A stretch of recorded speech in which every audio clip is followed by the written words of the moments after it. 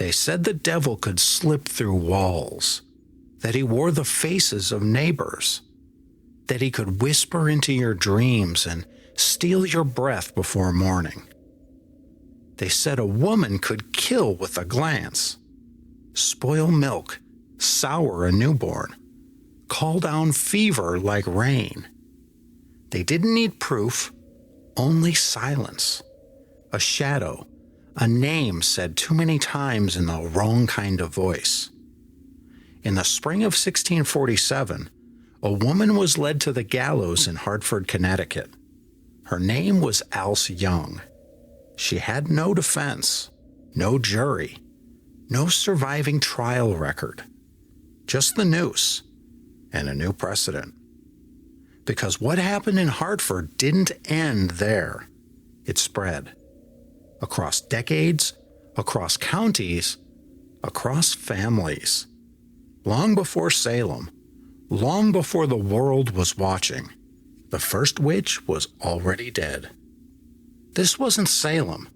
This wasn't a cautionary tale from Europe. This was Hartford, Connecticut, a Puritan settlement still carving itself out of the wilderness. And in the mid-1600s, fear moved faster than fact. Witchcraft wasn't a rumor.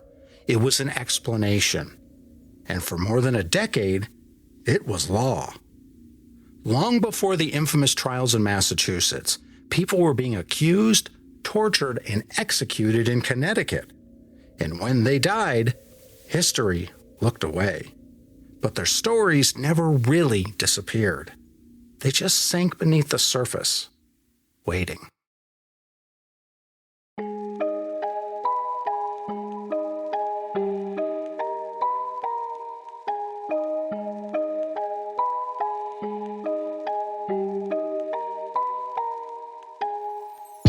I'm your host, Robert Barber, and today we're going back further than Salem, to a time when witches were real. The devil lived next door, and suspicion could get you hanged. This is the story of America's first witch panic, the one history tried to forget. This is State of the Unknown.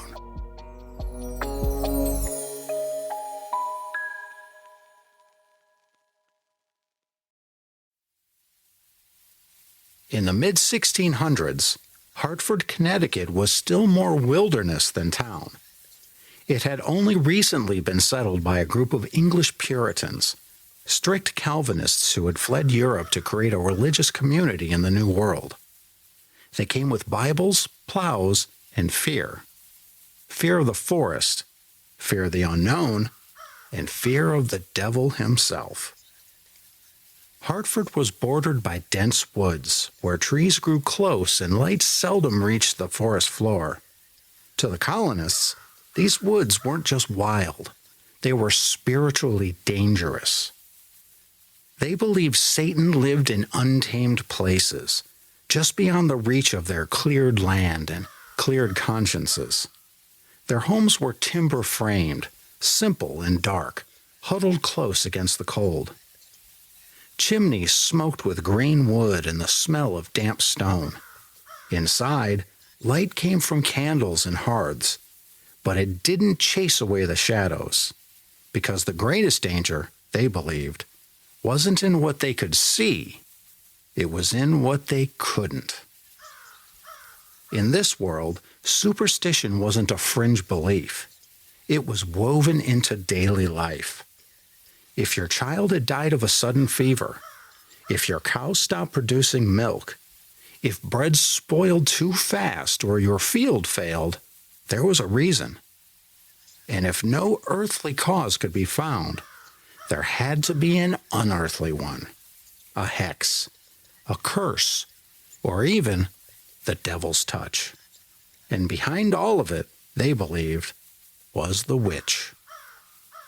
Witches weren't just women who practiced folk healing or midwifery. In Puritan theology, a witch was someone who had made a deliberate pact with the devil, trading their soul for power. They could fly, speak in tongues, send spirits to torment neighbors, or kill livestock. It wasn't just folklore. It was a theological certainty backed by Scripture. Exodus 22:18, "Thou shalt not suffer a witch to live." It was more than a line in the Bible. It was policy. So when things went wrong in early Hartford, when children got sick, when women miscarried, when dreams turned disturbing, the question wasn't if the devil was involved. It was who he was working through. And once suspicion took root, the fire would spread. Her name was Alse Young, spelled A-L-S-E in the colonial records, possibly short for Alice. She lived in Windsor, Connecticut, just north of Hartford. And on May 26, 1647, she became the first person known to be executed for witchcraft in colonial America. We don't know what she looked like. There are no surviving portraits, no letters, no confession. Only this, written in the diary of a Massachusetts clergyman. Alse Young was hanged. No reason given, no trial transcript, no defense record. We do know this. She was likely in her 30s or early 40s. She was married to a man named John Young, a man of modest standing in the Windsor community. And she may have had one daughter, Alice, who was later also accused of witchcraft, years after her mother's death. But beyond that, silence. No surviving charges. There were no witnesses listed and no court decision. Just a rope and the shadow it cast. Historians believe that Alse may have been swept up in a larger wave of fear because in the months leading up to her execution, Connecticut was experiencing a deadly outbreak. A flu-like epidemic had killed numerous residents, including the daughter of Governor John Haynes. As was often the case in Puritan communities, unexplained illness and death demanded a scapegoat, and if the devil was to blame, then someone must have opened the door. That someone, they decided, was Alse Young. She was taken to Gallows Hill, just outside Hartford's town center, likely on foot, surrounded by a crowd. There were no formal executioners in the colonies then. Her death would have been handled by the town itself. No coffin, no grave marker, only a warning. And after the rope tightened and the crowd turned home, the panic didn't fade. It had only just begun. We know the first name, Alse Young. She was a wife and mother from Windsor, Connecticut, a quiet farming town along the river. In 1647, Alse became the first person executed for witchcraft in what would become the United States. She was hanged. There's no surviving record of her trial transcript, no detailed list of evidence, just a chilling line in a journal kept by John Winthrop Jr., governor of the Massachusetts Bay Colony. Alse Young was hanged. She left behind a young daughter, Alice Young Beeman, who, remarkably, would later be accused of witchcraft herself in Springfield, Massachusetts during the Salem hysteria decades later. But Alse wasn't alone. By 1663, the Hartford witch panic had reached its fever pitch. Between 1662 and 1663, at least 7 women were formally accused of witchcraft in the region. Several were executed. Others died in jail. Among the most well-known was Mary Johnson, a servant from Wethersfield. She was arrested in 1648 and interrogated under duress for years. Eventually, she confessed, though how willing that confession was remains questionable. She said she'd made a pact with the devil, practiced witchcraft, and even unclean acts with Satan. These were familiar tropes by this point, cultural scripts people began to internalize under intense pressure. Mary was executed in 1650, likely by hanging. She had been pregnant while imprisoned. Her child was born just months before her death. Then there were Nathaniel and Rebecca Greensmith, a married couple from Hartford. Rebecca was known to be bold, outspoken, and perhaps not particularly well liked. But in 1662, she was accused by a young girl named Anne Cole, who had fallen ill and claimed to be tormented by specters, including Rebecca's. Under questioning, Rebecca confessed to dancing with the devil and consorting with other witches. Her husband Nathaniel was less cooperative, but he was found guilty anyway. Both were hanged together on January 25, 1663. Other accused women during the Hartford Panic include Elizabeth Seeger, who was eventually acquitted, Goody Ayers, who fled, and Mary Sanford, who was also likely hanged. Unfortunately, the exact number of those executed is debated. Some records were lost, others were never written. But scholars estimate that between 4 and 6 people were hanged in Hartford for witchcraft during this period. The most common method of execution in colonial New England was hanging, not burning. That's a European image, not an American one. Victims were often hanged from trees or makeshift gallows, typically in public spaces. Their deaths were meant to serve as warnings. And unlike Salem, where records, trial documents, and even names have been preserved, much of Hartford's witch panic was swallowed by silence. The accused were buried in unmarked graves. Their names were left out of church histories, and over time, the memory of their deaths faded from the town's conscience. But if we listen carefully, we can still hear what fear did to them, and what it nearly erased. To understand why the accusations took hold, why neighbors turned on each other and people confessed to impossible things, you have to understand what the Puritans believed. To them, witchcraft wasn't metaphor or myth. It was as real as the plague, as real as the forest outside their doors. They believed that the devil walked among them, not as a beast, but as a whisper, as a temptation, as a presence behind your eyes when you spoke ill of your neighbor or wished misfortune in your heart. And they believed that certain people could align themselves with them. Witches, they said, were not merely evil, they were chosen. Chosen to carry out Satan's will on earth. Chosen to poison children, spoil crops, and make cows run dry. To curse marriages, to bring down entire households with nothing more than a muttered word. They also believed in spectral evidence. This meant that a person could be found guilty of witchcraft based on not physical proof, but on visions, dreams, hallucinations, or the testimony of someone who claimed to have seen a spirit that looked like the accused. If a woman appeared in your dream, whispered in your ear, or sat on your chest while you slept, that was evidence. If a sick child cried out someone's name in the middle of a fever, that was evidence. If a witness claimed they saw your specter walking through the woods when your body was at home, well, that was enough.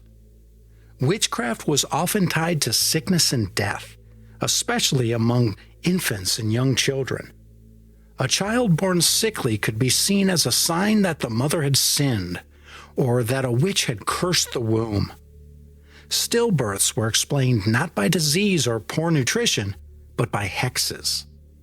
A cow's sudden death wasn't natural. It was the work of an invisible hand.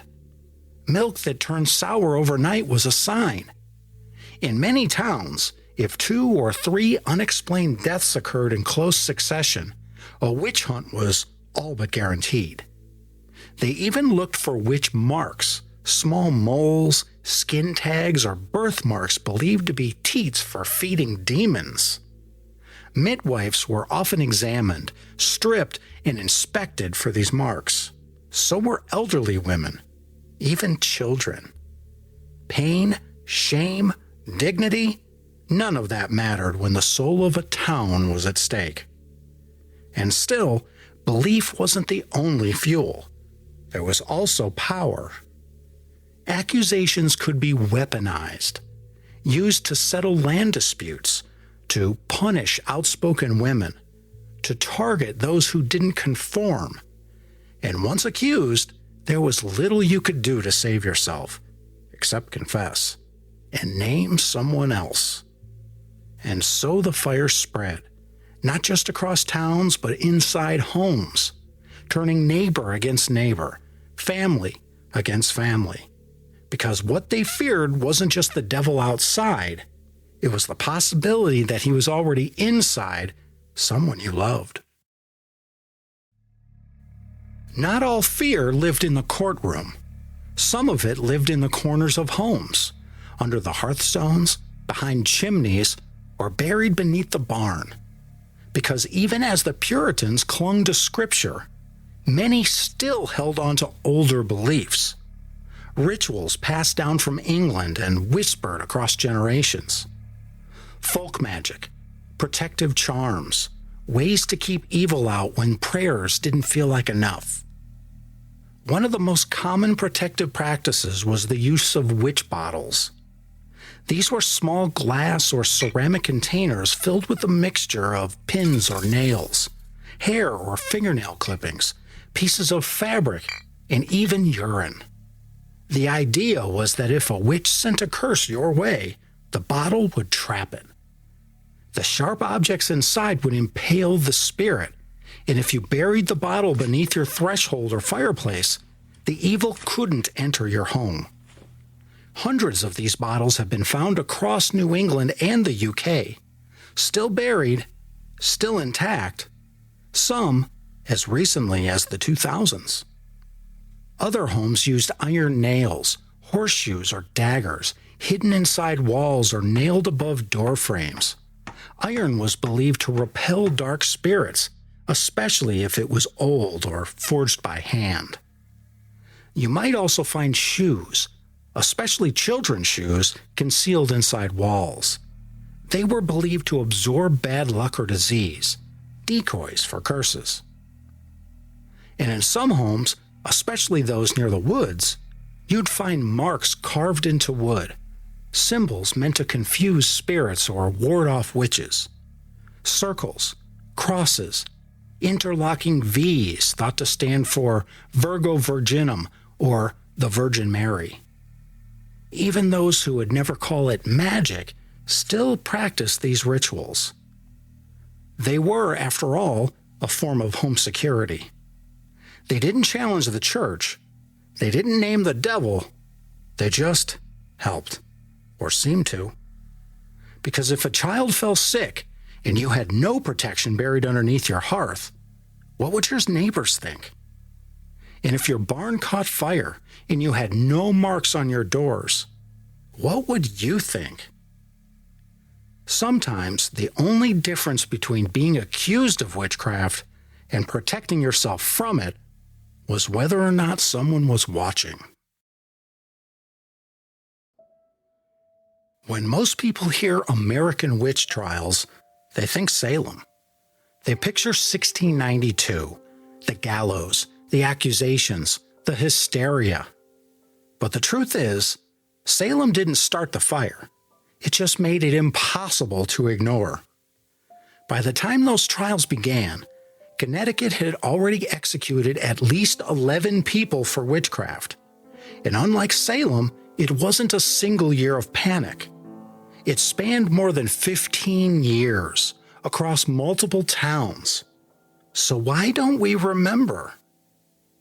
Part of it is the record. Much of what happened in Hartford was poorly documented or never recorded at all. Court notes were sparse. Confessions were rarely written down, and some trials were held in secret to avoid scandal or public unrest. Unlike Salem, where the trials were a media spectacle even in their own time, Connecticut's panic was quiet, local, and politically inconvenient. But it wasn't just lost, it was buried. In the decades that followed, Connecticut's leaders sought to distance themselves from the era of suspicion. They embraced Enlightenment thinking, scientific progress, and religious moderation. And the witch trials? They became an embarrassment. Even churches stopped mentioning them. Histories written in the 1700s and 1800s left out the names of the condemned entirely. In public memory, the gallows vanished. Alice Young's name was nearly erased. For centuries, she was just a line in a diary. Alice Young was hanged. No grave, no memorial, no apology. It wasn't until 2006, over 350 years later, that efforts began to formally exonerate her and others who died in Connecticut's witch panic. And even then, it took years of advocacy before Connecticut's General Assembly officially acknowledged the injustice. Not until 2023, just 2 years ago, did the state formally exonerate all of the known victims, including Alice Young, Mary Johnson, Joan Carrington, and others. After nearly 4 centuries, they were finally believed.